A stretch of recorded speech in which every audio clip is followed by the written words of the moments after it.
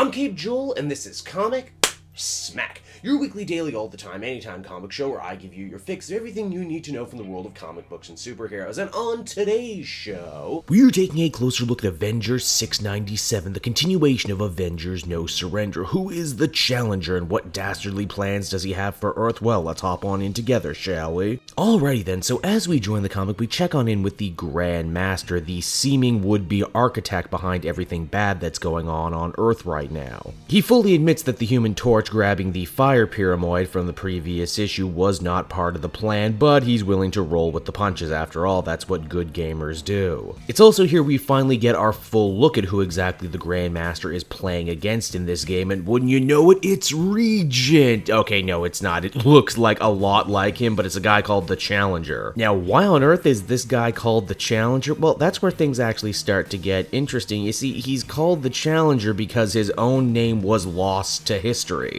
More specifically, it was lost in a high-stakes game against the Grandmaster, and that is because the Challenger and the Grandmaster are actually brothers, two elders of the universe. In their younger days, they loved playing games against each other. Sometimes they would win, sometimes they would lose, but they always had fun. However, as time went on, the Grandmaster got more self-absorbed, more crazy. And one day, he eventually challenged him to, well, what is essentially a loser leaves town match. Challenger lost and ended up getting scrubbed from history and banished to another dimension, not unlike Voyager, actually. Now, this felt like an eternity because, well, it was supposed to be an eternity. In fact, the only thing that broke the Challenger free from his bonds was the universe getting destroyed during Secret Wars. Now he's back and he's looking to go double or nothing with his old former friend. What's interesting, though, is that he claims the Grandmaster is cheating by choosing Earth as the board the game would be played on. And yeah, the Grandmaster is not dumb. He knows full well choosing where to fight makes a huge difference. After all, this is Earth with superheroes that have tamed the Phoenix, defeated Thanos, turned back Galactus. Surely they can take what was supposed to be a one-on-one game and make it much more interesting. Speaking of the Avengers, back down on Earth, a lot is going on right now. Living Lightning is beating himself up for not being able to warn the other heroes about the pyramid threat. Rogue gets pretty torn up over the loss of Johnny Storm. After all, the Human Torch was on her Avengers team and she feels personally responsible for him seemingly dying. He's not, though, he just disappeared. What's really unexpected is that after the pyramid disappeared, the two bad guy teams withdrawed. What I wasn't expecting, though, is the Lethal Legion is actually gracious in defeat and congratulates the Avengers for a job well done. Hey, what's happening with Jarvis? It's been a bit since we've checked on in with him. Beast and Nadia Pym are still running tests, and they believe they found something kind of interesting. You see, there's a lot more going on with the Butler's condition outside of just a bunch of rocks fell on him. You see, after years of being essentially the only normal human hanging out with a bunch of superheroes, you know, a bunch of aliens, mutants, gods, magicians, that sort of thing, it seems that his body has picked up some rather interesting things. In fact, Beast says it's almost a wonder he's walking around at all because he seems to have some manner of, well, Avengers fever, for the lack of a better word. Oh no, there's only one cure for Avengers fever. Buy a ticket and go see it April 25th. Now, as the comic winds down, Grandmaster once again pats himself on the back for being in the lead so far in this competition. The Challenger, though, says he still has one major trump card to play: another person to join his fight. A being that, like him, knows a thing or two about being powered by rage. Now, I'm not saying it's the Hulk, but it's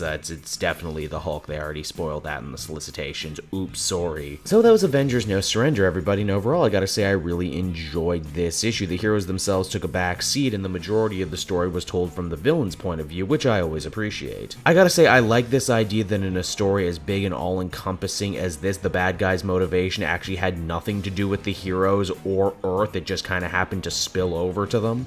I also don't think it's a coincidence at all that both the Challenger and the Voyager have more or less the same background in getting deleted from history only to come back. Can't wait to see where that plays out. Overall, I feel comfortable giving this one an 8 out of 10. Avengers No Surrender continues to be a really good time. So that's the video, everyone. I hope you enjoyed it, and as always, be sure to take a closer look at some of these other ones I've been working on. Then you can follow me on Twitter and Facebook at Cape Joel, so you always knew what I'm doing next. And hey, if you want a great deal on your next comic book purchase, please check out my book depository link down in the description. Not only will you save a bundle and not have to pay for shipping, but a small percentage of everything you buy actually goes to support me and the channel, which is always nice. So until next time, everyone, this has been Cape Joel. Thank you so much for watching and listening, and I'll see you all again next time. Bye-bye.